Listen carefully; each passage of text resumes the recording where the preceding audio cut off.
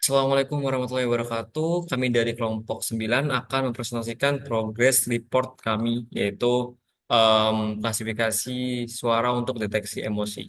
Di sini anggota saya ada Rifat dengan NIM 053, kemudian saya dengan NIM 192, disusul dengan Faiz dengan NIM 068. Kemudian lanjut. Nah, jadi tahap-tahap pertama yang akan kami lakukan sebelum melakukan proses modeling, yang pertama kami akan melakukan tahap pre-processing.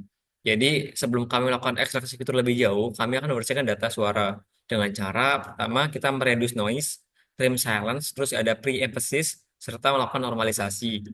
Di sini untuk mempermudah proses ini, kami memakai library Librosa. Kemudian next.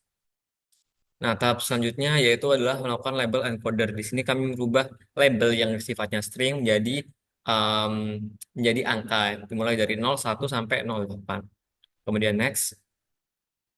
Tahap selanjutnya adalah melakukan fitur ekstraksi. Di sini salah satu fitur ekstraksi yang kami pakai adalah kami memakai MFCC atau Mel Frequency Central Coefficient. Jadi ini tuh salah satu fitur ekstraksi yang sering dipakai dan sesuai dengan referensi kami.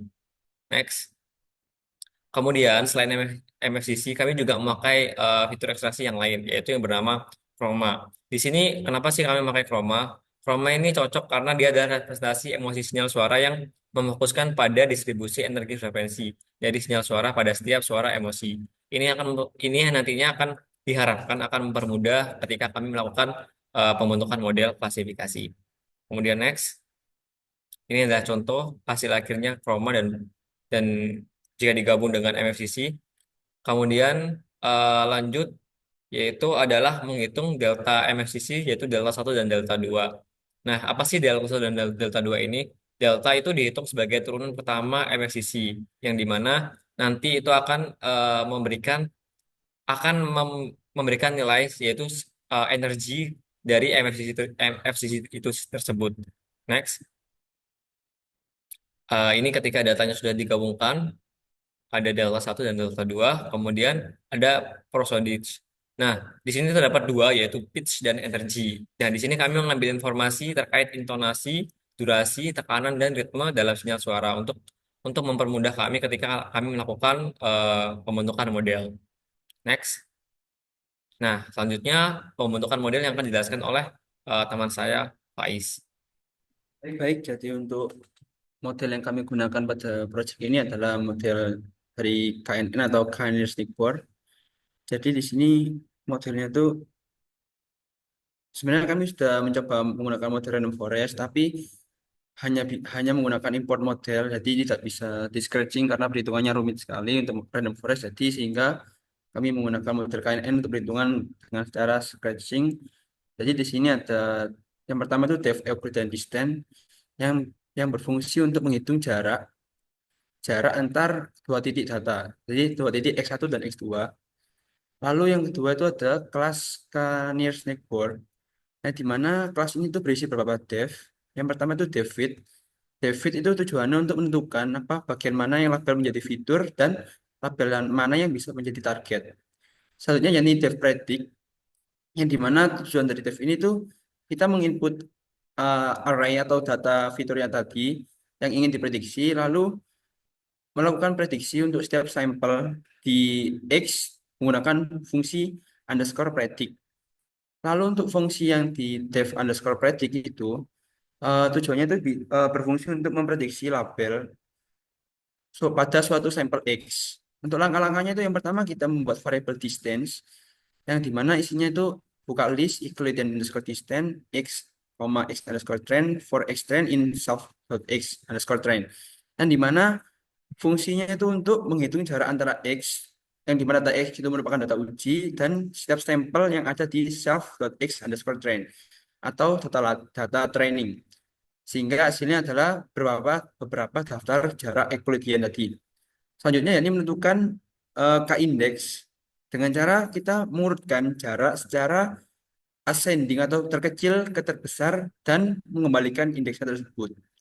Lalu selanjutnya yakni eh, list titik dua self.k yaitu mengambil indeks dari k yang merupakan jarak terdekat antara data fitur tadi.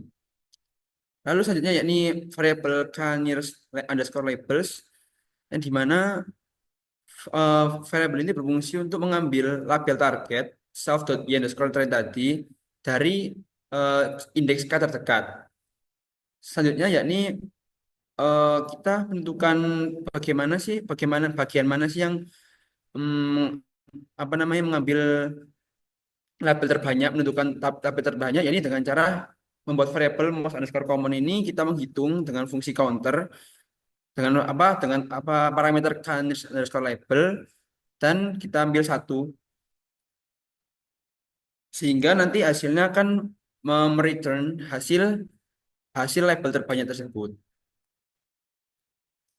Sehingga setelah kami lakukan terhadap dataset yang kami punya, didapatkan akurasi modelnya tuh sebesar 0,85 atau 85% dengan precision 0,87, recall 0,86, terus F1 score 0,86, dan support 560 sampel. Next. Selanjutnya di sini kami melakukan Selanjutnya kami melakukan eksplorasi data analis eh, dengan memvisualisasikan setiap emosinya. Di sini kita mengetahui bahwa setiap emosinya memiliki gelombang suara yang berbeda. Terlihat tiga dikelompokkan emosinya ke dalam emosi negatif dan emosi positif. Emosi negatif cenderung menunjukkan amplitudo yang rendah ketimbang emosi positif. Selanjutnya, di sini membuat visualisasi heatmap.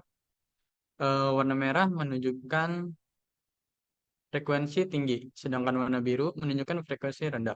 Warna merah pada emosi positif lebih pekat. Ini menunjukkan emosi positif memiliki kecenderungan frekuensi tinggi, sedangkan warna biru pada emosi negatif cenderung lebih pekat. Hal ini menunjukkan frekuensi rendah yang banyak. Selanjutnya kita memvisualisasikan pitch pada chroma fitur. Di sini chroma fitur akan mempresentasikan energi suara berdasarkan pitch class. Ini digunakan untuk menganalisis karakteristik nada pada emosi tertentu. Di sini kami membuat heatmap kontribusi pada komponen utama. Eh, Bisa dilihat seperti itu. Pada step fiturnya, MFC 1 hingga ke-13. Melakukan hal yang sama pada MCC delta. Dari MFCC delta 1 hingga ke-13. Selanjutnya, prototipe Streamlab-nya akan dibacakan oleh teman saya, Faiz. Baik, untuk tampilan prototipe yang pertama, prototipe tampil UX kita untuk program ini kita menggunakan Streamlit untuk gambarannya. Jadi ketika user merun programnya akan pertama-tama akan muncul tampilan seperti ini. Oh ya, mohon maaf Ibu untuk tampilannya mungkin masih padanya dulu, nanti bisa diimprovisasi lebih lanjut terkait desainnya. Setelah user menekan tombol mulai program, next. Jadi akan keluar tampilan yang dimana nanti user bisa memilih apakah user mau rekam audio langsung untuk mendeteksi emosinya atau user ingin unggah file audio saja. Jika misalnya user menekan tombol rekam suara, next, maka otomatis sistem akan merekam suara selama 5 detik. Kenapa 5 detik? Karena kami mengikuti berdasarkan durasi dari dataset training yang kami gunakan, yakni sebanyak 5 detik. Setelah setelah merekam selama 5 detik, maka didapatkan hasil rekodan seperti ini. Audio berhasil direkam. Lalu jikalau user menekan tombol submit audio, maka keluar tampilan file audio telah dikirim untuk diproses. Next, kalau misalnya user tampilannya memilih unggah file, maka tampilannya seperti itu. Next. Nah, ini ini jika tadi itu tampilannya sebelum diintegrasikan dengan model KNN kita, Bu. Jadi ini model yang sudah diintegrasikan, tampilan yang udah diintegrasikan dengan model KNN seperti ini. Jadi setelah user menginput file atau menginput suara, nanti suaranya nanti file WAV-nya nanti dikirim oleh sistem dan diproses untuk dikelola dalam model machine learning kita. Sehingga nanti jikalau didapatkan outputnya akan keluar jenis emosi berdasarkan suara atau file yang diberikan oleh user tersebut.